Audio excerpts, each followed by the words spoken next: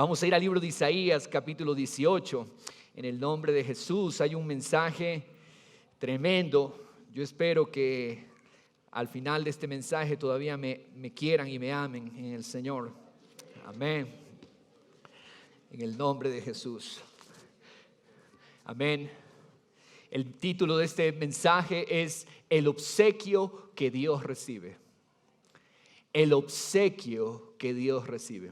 Dios está esperando un obsequio. Y vamos a ver cuál es ese obsequio que Dios recibe. Isaías 18 es un capítulo cortito, bien pequeñito. De manera que no nos va a tomar mucho tiempo cubrirlo en su totalidad. Amén. Hablamos la semana anterior que Dios nos hizo un pueblo exclusivo, ¿verdad? ¿Sabía usted que usted es un pueblo exclusivo? Dios no lo quiere compartido con nadie. Dios lo quiere solo para Él. Que sus afectos, sus prioridades, todas partan y confluyan en Jesús. Cuando su vida empieza a ser compartida, entonces empiezan los problemas. Y Dios nos cela, vimos que Dios es un Dios celoso, pero porque Él nos ama. Y Él sabe qué es lo mejor para nosotros. Él sabe qué es lo más beneficioso para nosotros. Muchos dicen, pero la palabra de Dios, la ley de Dios es beneficiosa para nosotros. Él sabe lo que está bien. Es cierto que usted como padre sabe qué es lo mejor para sus niños. Usted sabe qué es lo mejor para su hijo, para su hija, ¿verdad? Pues déjeme decirle, Dios es su padre y Él sabe qué es lo mejor para usted. Amén. Por lo tanto, abrace siempre lo que el Señor le da en su palabra, porque Él lo creó para usted. Somos un pueblo escogido. Pero a veces, ¿sabe qué es lo que pasa? Las cosas intentan quitarle a Dios espacio en nuestras vidas y eso le resta gloria a Él. Escúcheme. ¿Por qué Dios nos quiere para Él? Porque cuando nosotros permitamos afectos, temores, mentiras, inseguridades, pleitos y situaciones, ofensas no perdonadas, cuando nosotros las dejamos anidar en nuestros corazones, Dios se resta espacio para trabajar y entonces Dios no es glorificado como Él desea ser glorificado en su vida. Por eso es que Dios busca un pueblo y hizo de nosotros un pueblo exclusivo. Diga conmigo, soy exclusivo del Señor. Soy propiedad del Señor. Amén. Intentar quitarle la gloria al Señor es peligroso. Quitarle gloria al Señor es peligroso. Hacer las cosas a mi manera, dejar que el orgullo, dejar que mi independencia dirija mi vida es peligroso porque le quita gloria al Señor. Y cuando lo hacemos, entonces no vemos los milagros. Hay mucha gente que se vive lamentando, pero ¿por qué nunca he podido alcanzar el éxito? ¿O por qué nunca he podido obtener verdadera satisfacción, plenitud, llenura? Aún siendo cristianos, aún viniendo a la iglesia domingo tras domingo, sus vidas siguen igual. ¿Por qué razón? Porque aunque son salvos y aunque son hijos de Dios, el espacio que le han quitado al Señor con las mentiras, los temores y las inseguridades no le permite a Dios trabajar y obrar para que Él muestre su gloria. ¿Me entiende lo que le estoy diciendo, amada iglesia del Señor? Por ejemplo, voy a poner algunos ejemplos prácticos. Cuando mi esperanza está puesta en lo que un gobierno puede hacer por mí y por mi economía, entonces mi vida ya no está dándole gloria al Señor, sino que mi vida está puesta en lo que un gobierno hace.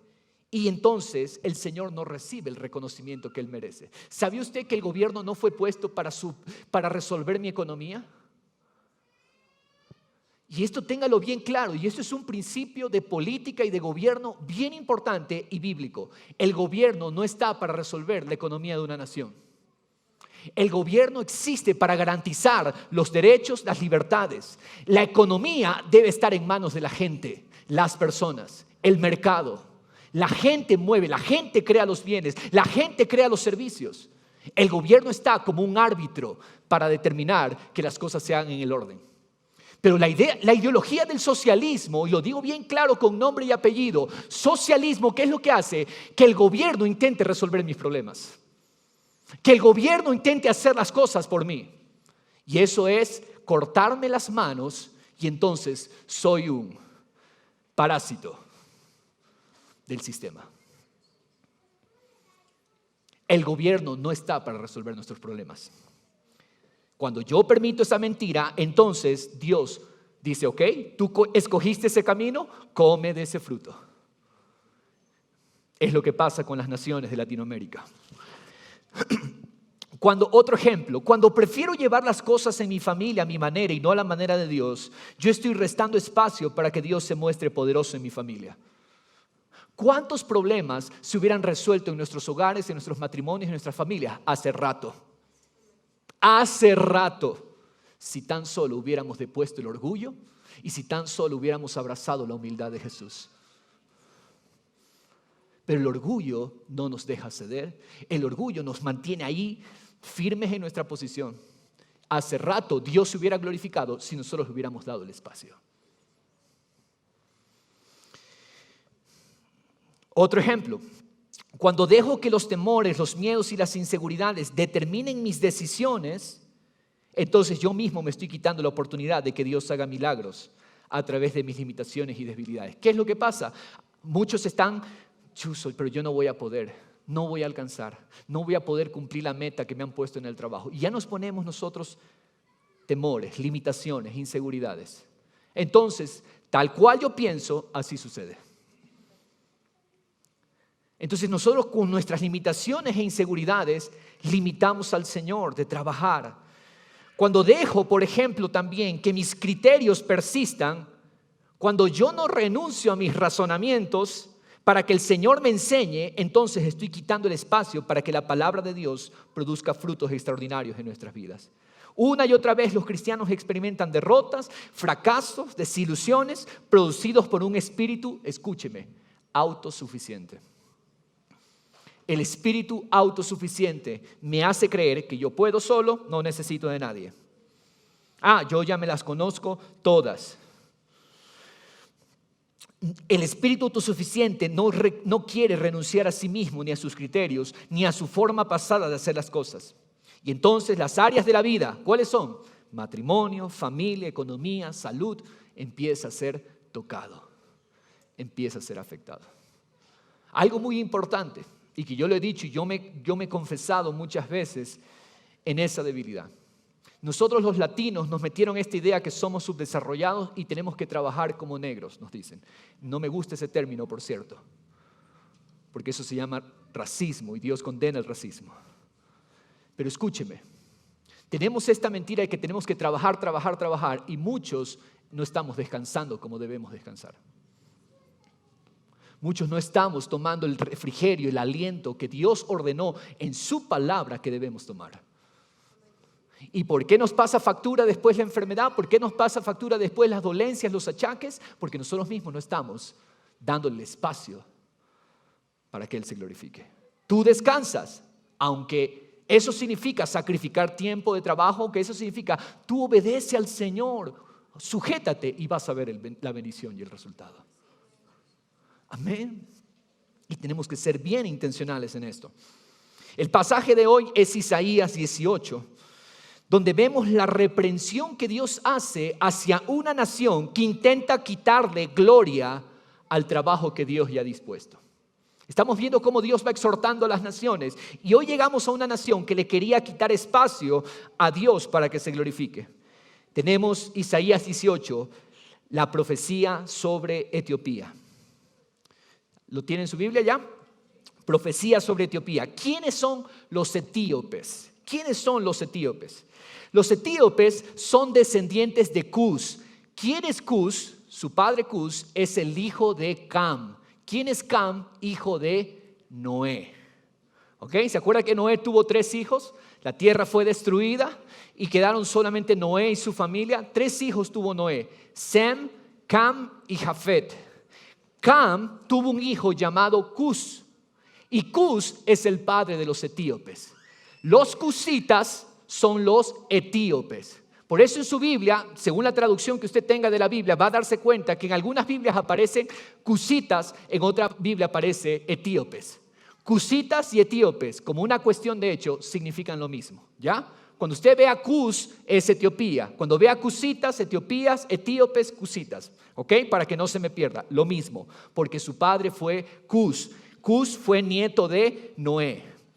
Algo importante acerca de los cusitas, ¿sí? Una particularidad es que los cusitas eran de tez morena, ¿ok? Los cusitas, los etíopes tenían la piel morena. Ellos poblaron, ya vamos a ver, la parte norte-este de África, ¿ok? Allí estaban los etíopes. Por ejemplo, de Jeremías 13:23 habla de los etíopes acerca de su piel, hace una alusión a su piel.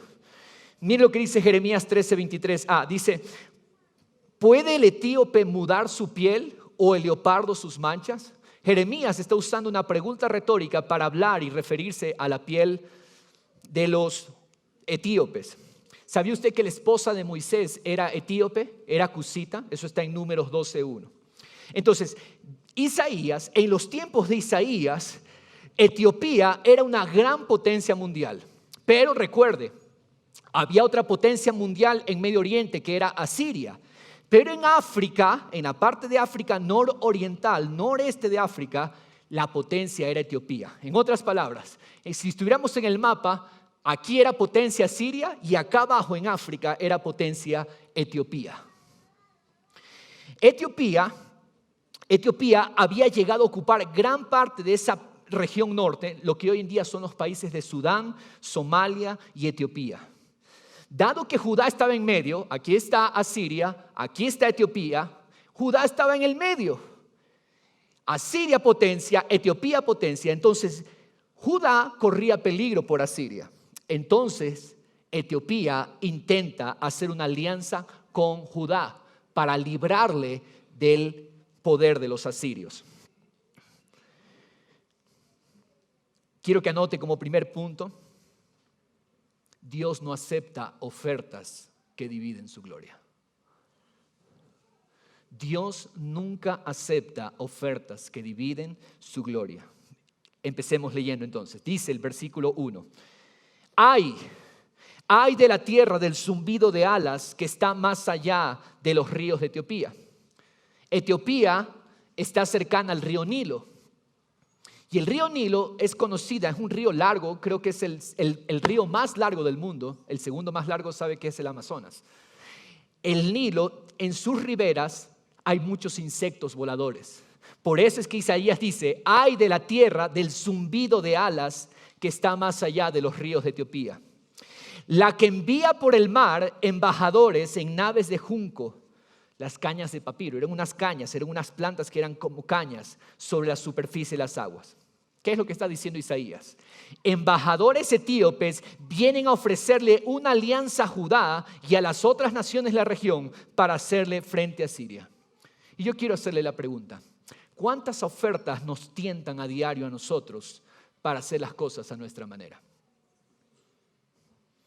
El sistema nos está tentando continuamente para nosotros hacer las cosas a nuestra manera.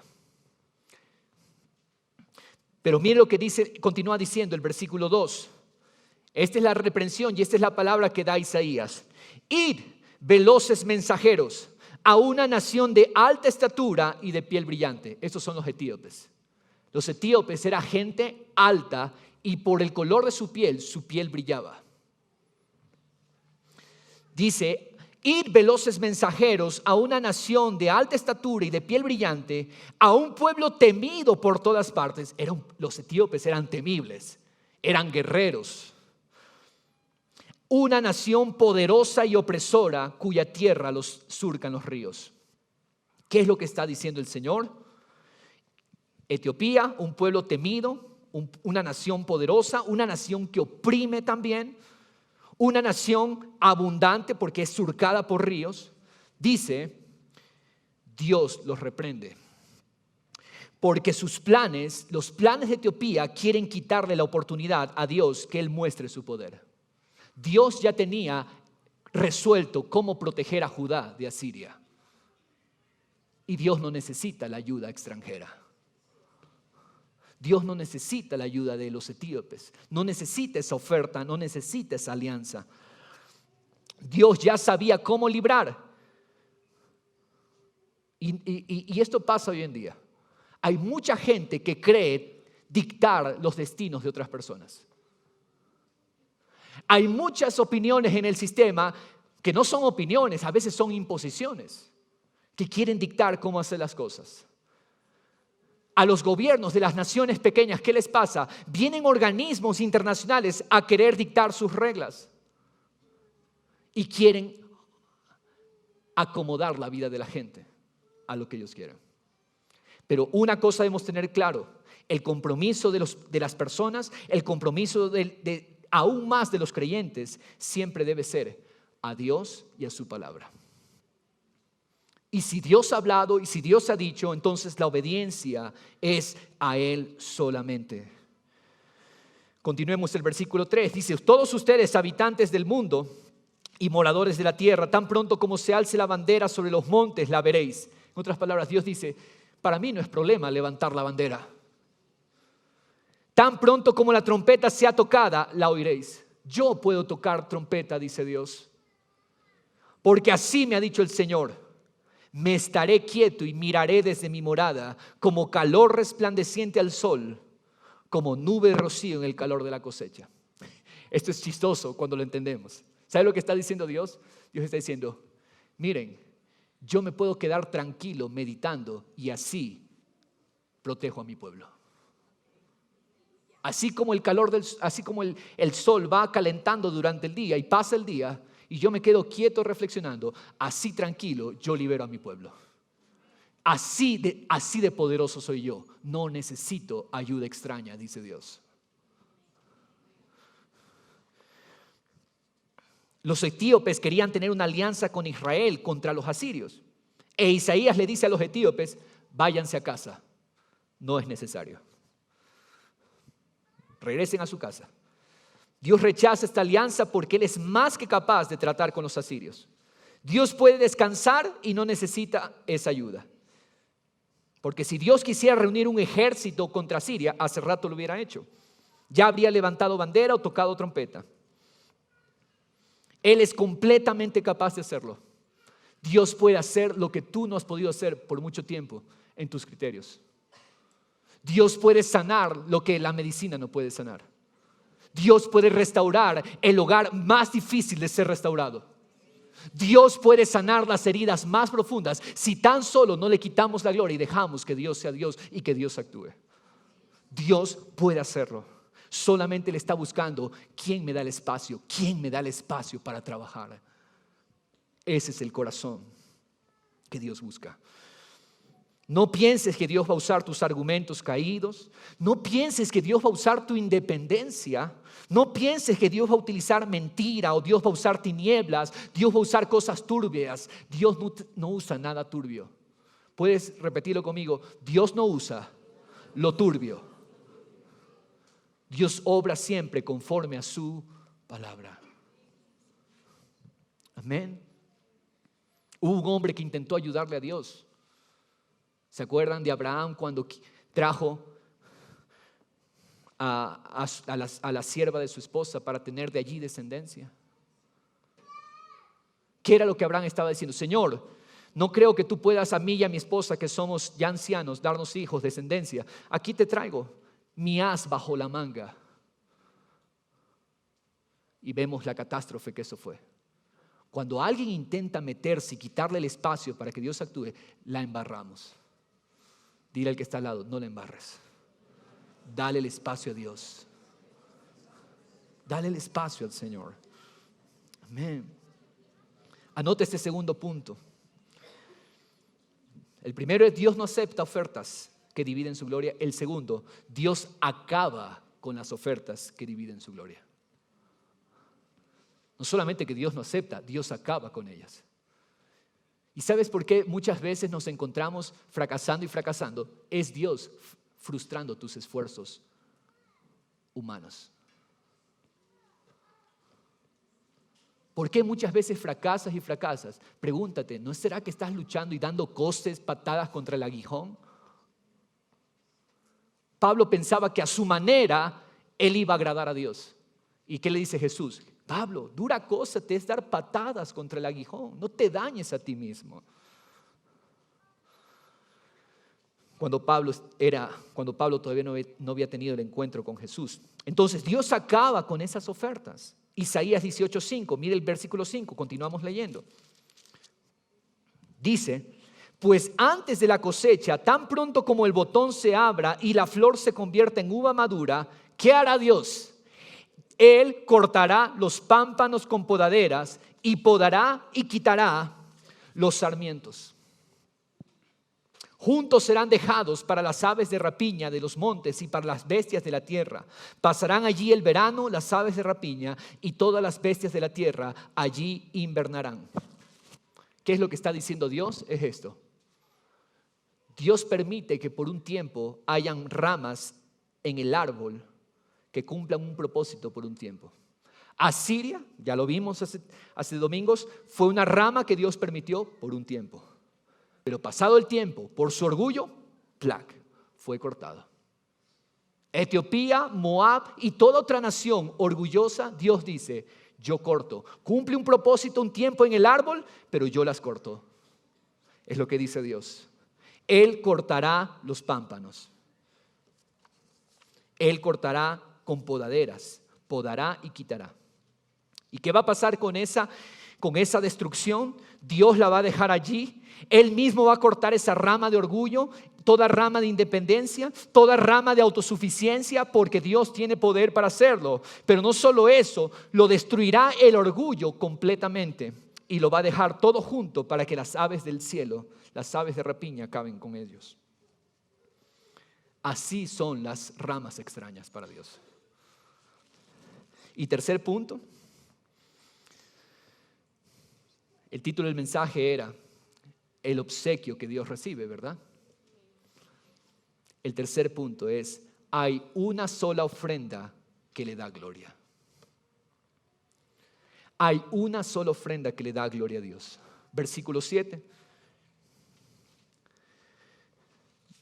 En aquel tiempo, ya es el último versículo de Isaías 18. En aquel tiempo será traído un obsequio. ¿Está leyendo? Será traído un obsequio al Señor de los ejércitos, de parte de un pueblo de alta estatura y de piel brillante, de un pueblo temido por todas partes, de una nación poderosa y opresora, cuya tierra surcan los ríos, al lugar del nombre del Señor de los ejércitos, el monte Sión. ¿Quién es ese pueblo de piel brillante y de alta estatura? Los etíopes, ¿verdad? Dios dice, ese mismo pueblo, Etiopía, que en un momento ofreció una ayuda innecesaria al pueblo de Dios, ese pueblo traerá un obsequio al Señor de los ejércitos en el futuro. Los etíopes vendrán y adorarán al Señor y le traerán regalos al lugar del nombre del Señor de los ejércitos, al monte Sión. En lugar de que los embajadores etíopes traigan noticias de una nueva alianza para vencer a un rival, ahora los etíopes vendrán humillados ante Dios con una ofrenda para adorar al Señor en el monte Sión. En un tiempo trajeron una alianza que le quitaba gloria a Dios, pero ahora traen una ofrenda que sí le da gloria al Señor. Una ofrenda que el Señor recibe. ¿Cuál es esa ofrenda que Dios recibe? ¿Cuál es ese obsequio que Dios recibe? Salmo 51, 17. Dice, los sacrificios de Dios son el espíritu contrito. Contrito significa quebrantado. Al corazón contrito y humillado, oh Dios, no despreciarás. ¡Wow! ¿Quién lo vio? Trajeron al inicio una oferta para quitarle gloria a Dios, pero ahora traerán un obsequio. ¿Cuál es el obsequio que Dios sí recibe? Un espíritu quebrantado, un espíritu contrito y humillado. Dios no desprecia. Sí, hay ofertas que Dios desprecia, pero el corazón humillado, déjame decirte, amado hermano y hermana, nunca será despreciado por el Señor. Si tú te humillas y dejas todo orgullo, toda jactancia y arrogancia, siempre tendrás audiencia al trono de Dios. Y el Señor siempre recibirá esa ofrenda. Ahora yo le hago una pregunta. ¿Quién dijo estas palabras que acabamos de leer? ¿quién dijo estas palabras que acabamos en el Salmo 51 de leer? ¿Sabe quién lo dijo? Lo dijo un hombre que estuvo endurecido en su orgullo por 9 meses. Un hombre que su orgullo lo había llevado a cometer pecado tras pecado. Pero cuando Dios interviene en la vida de este hombre endurecido por el orgullo, él se humilló y él halló restauración por parte de Dios. Este hombre es David. ¿Sabía usted que David estuvo endurecido 9 meses en el orgullo? Y pecado tras pecado, pecado tras pecado. Pero después de 9 meses Dios interviene y entonces David escribe, la ofrenda que Dios recibe es el espíritu quebrantado. Es el espíritu humillado al Señor. Es el espíritu que depende. ¿Qué produjo en David esta humillación? ¿O a dónde lo condujo a David después de esta humillación ante el Señor? Años después de aquella etapa dura en la vida de David, donde Dios lo llevó a aprender humildad y dependencia, David le entrega una ofrenda generosa al Señor. Vamos a ir a Primera de Crónicas 29. Y vamos a leer unos versículos de aquí de Primera de Crónicas 29.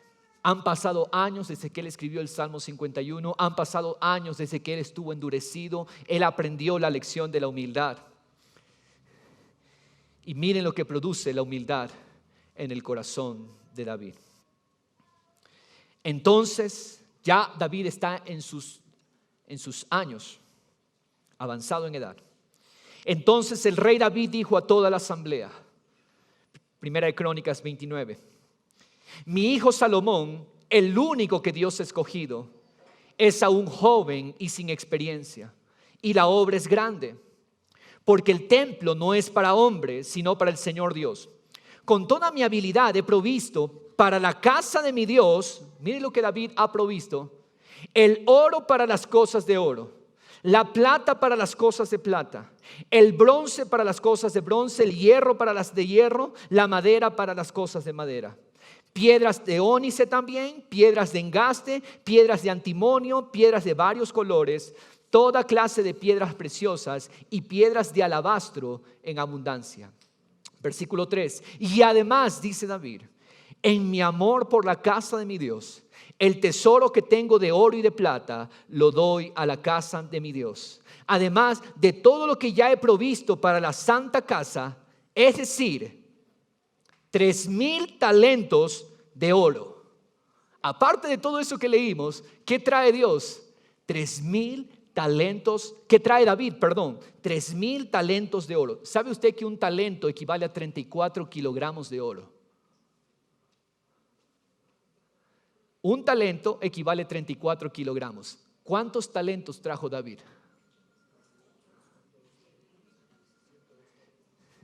3,000 por 34.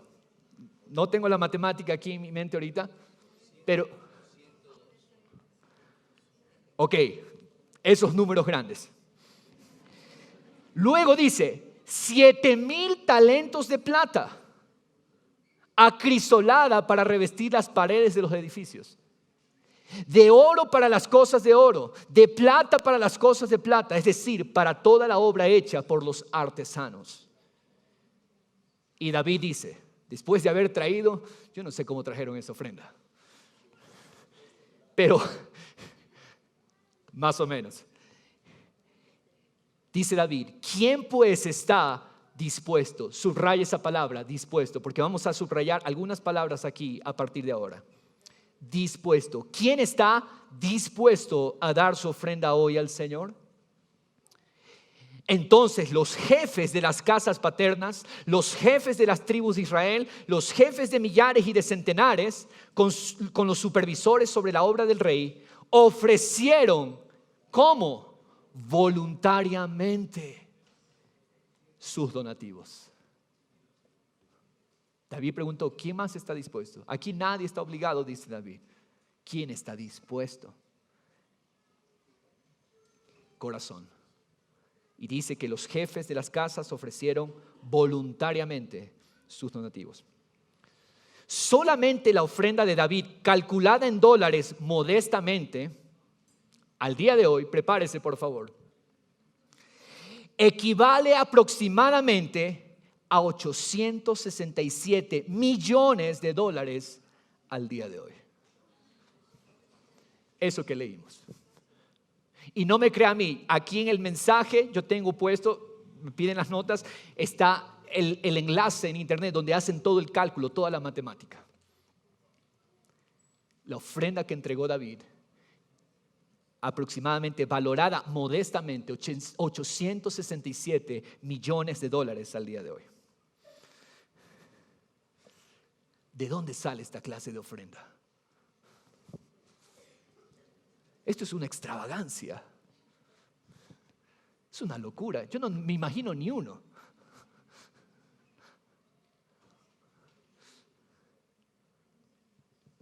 Versículo 10. Vamos a ver de dónde sale esto. Y bendijo David al Señor en presencia de toda la asamblea. Y David dijo: bendito eres, oh Señor. ¿Qué reconoce David primero? Yo no soy Señor. Me pueden decir que yo soy el rey de esta nación, pero el verdadero Señor eres tú. Dios de Israel, nuestro Padre por los siglos de los siglos. Esta que tenemos aquí es una oración de humildad, es una oración de dependencia. Mire lo que continúa diciendo David, verso 11.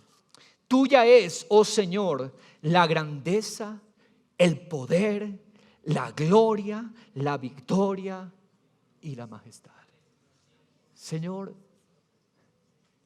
Él como rey tenía majestad. Él como rey tenía una gloria de rey. Pero David dice: Señor, no, tuya es la gloria, tuya es la grandeza, tuyo es el poder, tuya es la victoria, tuya es la majestad. En verdad, todo lo que hay en los cielos y todo lo que hay en la tierra, tuyo es el dominio, Señor. Y tú te exaltas como soberano sobre todo. ¿Quién es el que gobierna sobre todo? Eres tú, Señor. Verso 12. De ti, Señor, proceden la riqueza y el honor. Tú reinas sobre todo y en tu mano están el poder y la fortaleza. En tu mano está engrandecer y fortalecer a todos. Mi grandeza no es mi grandeza, yo no la produje, tú me trajiste. David sabe, yo fui tomado del redil de las ovejas para ser príncipe sobre su pueblo. De ti proceden la riqueza, el honor, tú reinas sobre todo, en tu mano están el poder y la fortaleza, tú engrandeces a quien quieres. Verso 13 dice: ahora pues, Dios nuestro, te damos gracias y alabamos tu glorioso nombre. Versículo 14, mire lo que dice en esta oración de humillación. Pero ¿quién soy yo? ¿Quién es mi pueblo? ¿Quién soy yo? Dice David. David sabía que la identidad en él mismo no estaba puesta. Si él era algo, era por pura gracia. ¿Quién es mi pueblo para que podamos ofrecer tan generosamente todo esto? Porque de ti proceden todas las cosas y de lo recibido de tu mano te damos. Porque somos forasteros. Mire, él era judío, él era israelita, pero mire cómo se declara David. Porque somos forasteros y peregrinos delante de ti, como lo fueron todos nuestros padres. Como una sombra son nuestros días sobre la tierra y no hay esperanza. Oh Señor, Dios nuestro, Toda esta abundancia que hemos preparado para edificarte una casa para tu santo nombre, procede de tu mano. Y todo es tuyo. Sabiendo yo, mire lo que dice 17, ponga la atención y subraye con su esfero, por favor, a continuación. Sabiendo yo, Dios mío, que, subraye, tú pruebas el corazón y te deleitas en la rectitud. ¿Qué es lo que prueba Dios? El corazón y la rectitud. Sabiendo que tú pruebas el corazón y te deleitas en la rectitud, yo he ofrecido voluntariamente todas estas cosas. Subraya a continuación, por favor, en la integridad de mi corazón.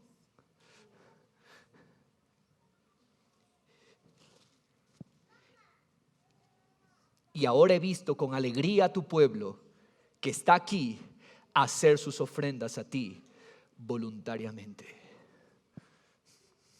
Verso 18. Oh Señor, Dios de nuestros padres, Abraham, Isaac e Israel, preserva esto para siempre. Y subraye, por favor, con colores si es posible, en las intenciones del corazón de tu pueblo, y dirige su corazón hacia ti.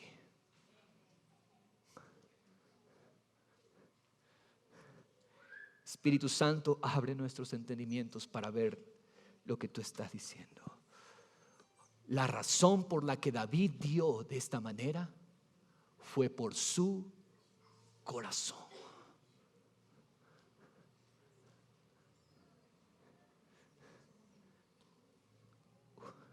Porque todo se trata del corazón. Notemos algo. Dios no consideró la ofrenda de David de mayor valor que la ofrenda que dio la viuda. En Marcos 12:42, la viuda dio 2 monedas de cobre, 2 blancas, que valen aproximadamente, esas 2 monedas juntas, 1 centavo.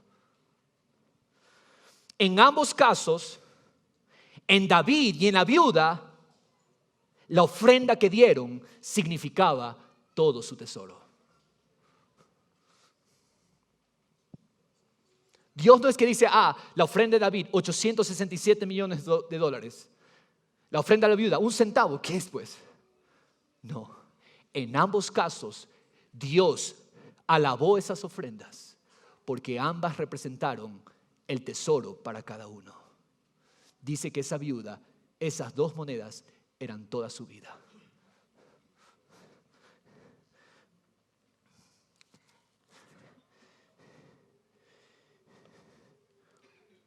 ¿Por qué lo pudieron hacer ambos?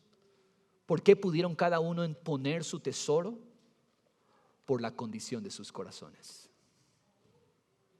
Porque había verdadera humildad.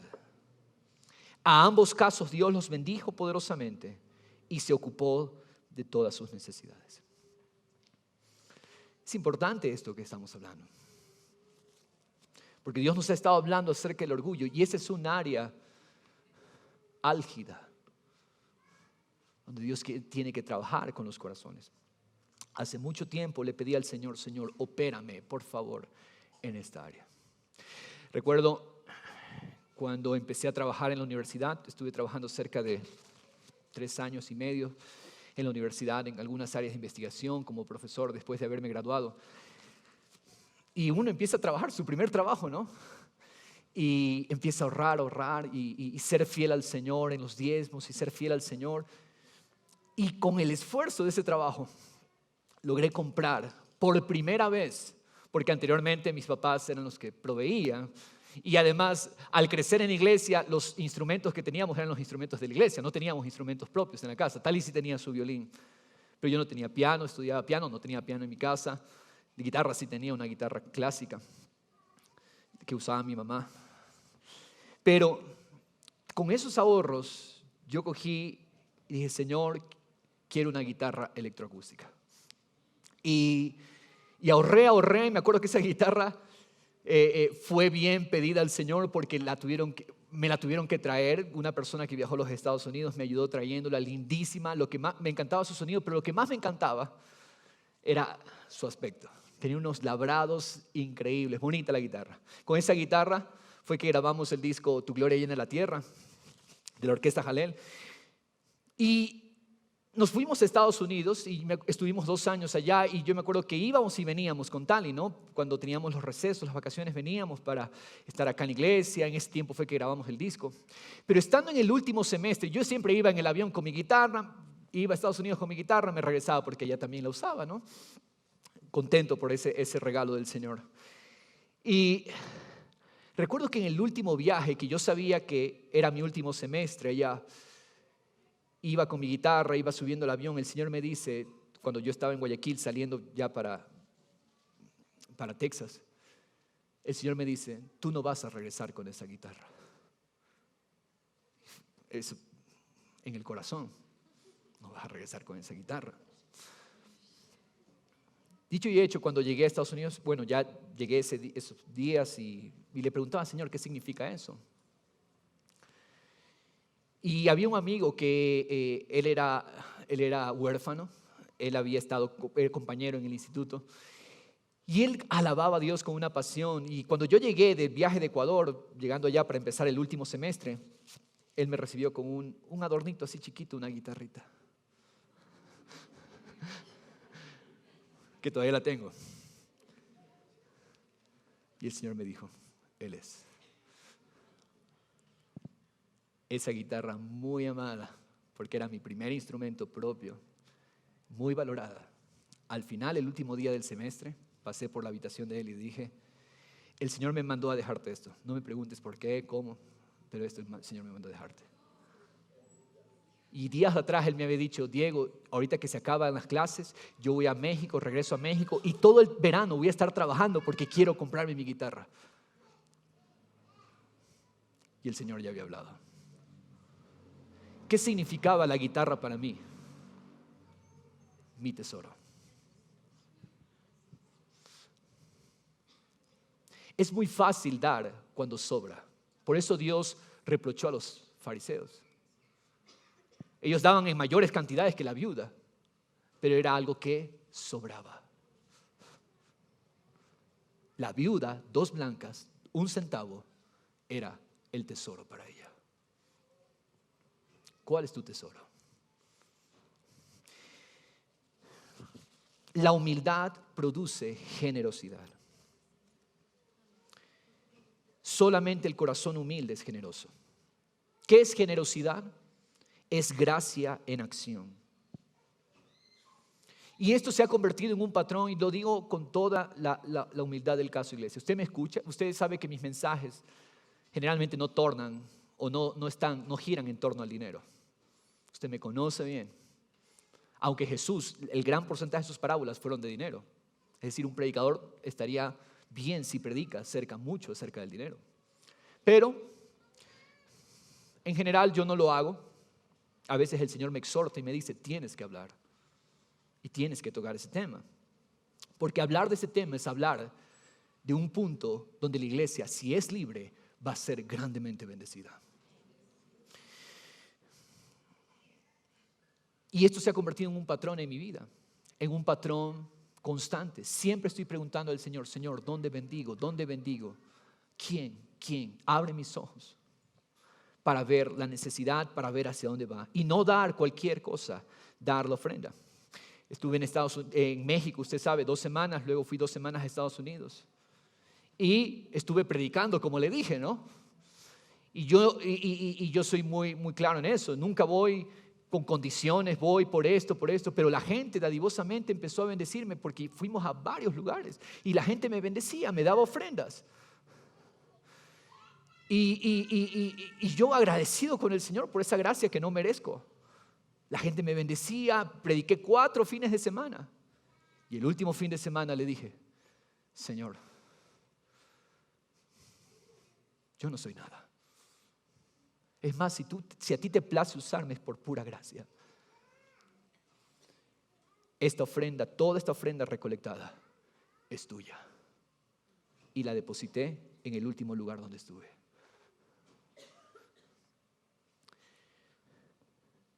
necesitaba pagar mis gastos de viaje, necesitaba al menos paliar los pasajes.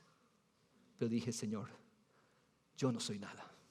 Y si a ti te place usarme, es porque tú lo quieres, Señor. Amén.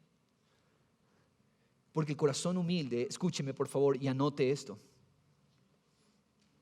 El corazón humilde reconoce de dónde Dios lo sacó. ¿Sabes qué? ¿Sabes qué tiempo siempre presente? Que era un don nadie y que Dios me hizo alguien en su familia. Que no merecía nada. ¿Sabes cuál es el problema de la tacañería, de la avaricia y la codicia? Es que olvidan de dónde Dios los sacó. De dónde Dios nos trajo. Porque el humilde sabe, su Señor es el dueño de todas las cosas. Su prójimo necesita el mismo amor que Él requirió. Yo requerí amor y mi prójimo necesita ese mismo amor. Y yo voy a ser el canal de Dios para Él. Para bendecirle. Amén. El problema no es lo grande de tu orgullo. Hemos estado hablando domingo tras domingo del orgullo, ¿no? Pero el problema no es lo grande de tu orgullo. El problema es que no recuerdas de dónde Dios te sacó. ¿Quién eras sin Él cuando estabas en la bancarrota espiritual? Que cuando tú no pertenecías a su familia y eras un completo extraño, Él te hizo parte de su familia. Esa es la raíz del orgullo. El diezmo y el dar son una prueba del corazón. ¿En quién estoy confiando? Es una prueba del corazón humilde.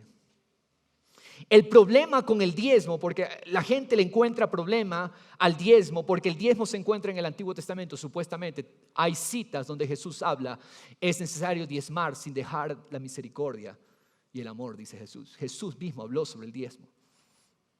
Pero el problema con el diezmo, escúcheme, no es que está en el Antiguo Testamento. El problema con el diezmo es que ataca tu orgullo, tu avaricia y tu egoísmo en el corazón.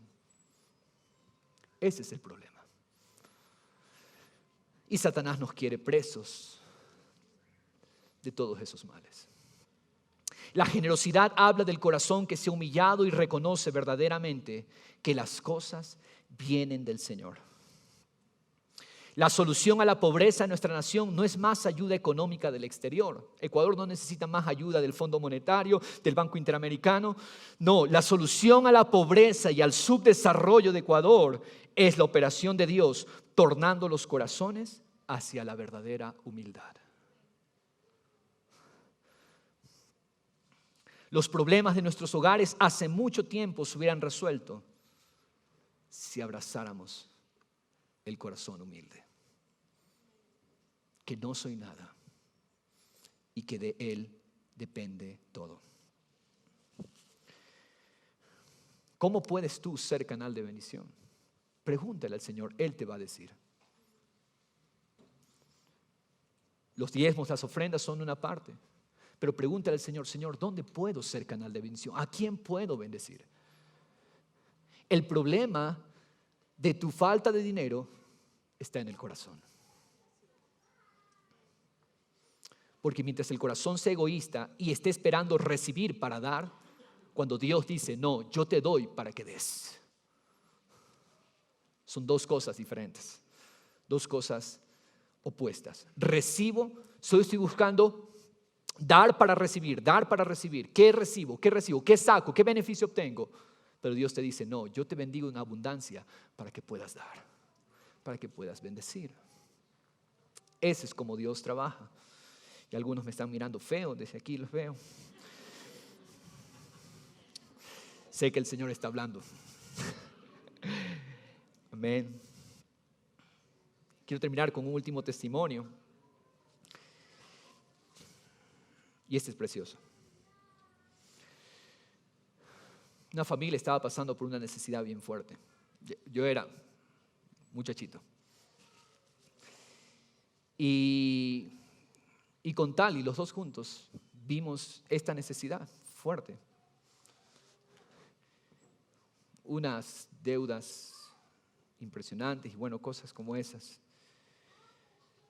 Y yo me veo con Tali, nos vimos y hablamos y dijimos, ¿qué te dice el Señor? Bendecir.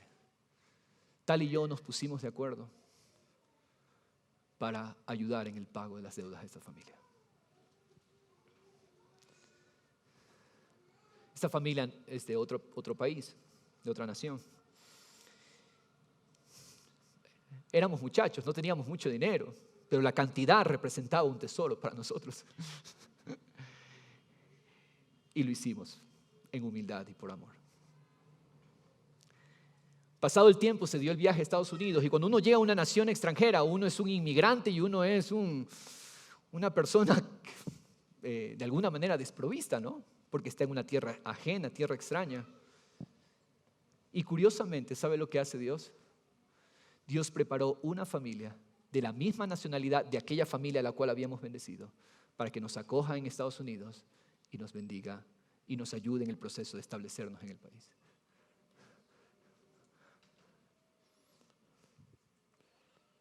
Nunca dimos esperando recibir, pero déjeme decirle, Dios nunca le queda debiendo a nadie. Dios siempre da mucho más de lo que nosotros damos.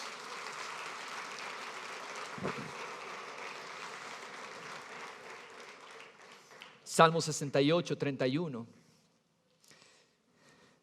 Que Egipto venga con regalos de metales preciosos. Que Etiopía, mire, aquí está Etiopía una vez más, le lleve tributo a Dios. Canten a Dios, reinos de la tierra. Canten alabanzas al Señor. Cantad a Dios, oh reinos de la tierra. Cantad alabanzas al Señor. Dios llama a las naciones, Dios llama a los pueblos a traer tributo. Vamos a terminar. Gracias, Señor, por tu palabra, Jesús. Amén. ¿Sabe que después de casi 5 meses voy a tomar un descanso? Por 2 domingos. Amén. Queremos en esta hora orar por la iglesia. Vamos a ponernos de pie. Queremos orar. Yo sé que hay necesidades en las familias, en los corazones. Quiero invitar a los hombres y mujeres dispuestos para dar y para entregar aquí adelante, por favor. Vamos a orar por el pueblo de Dios. Escúcheme, por favor, escúcheme.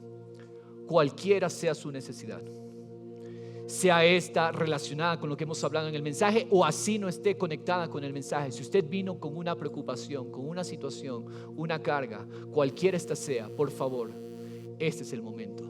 Satanás trabaja haciéndonos creer que no necesitamos oración. Satanás pone un espíritu de independencia. Satanás pone un espíritu, yo no necesito que oren por mí. Pero hoy, esta mañana, el Señor ha dispuesto un tiempo y un momento para que podamos orar por las necesidades. En el nombre de Jesús, vamos a cerrar nuestros ojos. Padre Celestial, Señor, hemos entendido, Padre Celestial, que todo se trata del corazón. Padre Celestial, esta iglesia, Señor, sea conocida por su corazón humilde, Señor. Por un corazón que reconoce, no de labios, sino en verdad, que tú eres Señor y dueño de todas las cosas, Padre Celestial. Y hoy, Padre, toda necesidad, cualquiera esta sea, necesidad de salud, estás pasando por enfermedad o alguna persona en tu familia está pasando por enfermedad, por favor, este es el momento en que el Señor quiere hacer algo. Recuerda, Dios busca solamente un corazón humilde. Dios busca un corazón que depende, no un corazón jactancioso ni vanidoso. Dios busca un corazón que reconoce, yo necesito. ¿Quién dice aquí, yo necesito? Dios puso al cuerpo para ayudarnos y fortalecernos. En el nombre de Jesús, pasa adelante, por favor. No puedes irte sin recibir el toque del Señor. Dios nos llamó a depender. Cualquiera sea tu necesidad, quizás estás yendo a tomar una decisión y no sabes cuál es la mejor opción. El Señor te dice, pasa, yo quiero orar por ti, dice el Señor. Yo quiero cubrirte. Apenas empieza a sonar la música, cantamos unos versos, pasa adelante. porque estamos listos para orar. Gracias, Señor Jesús. Gracias, Jesús.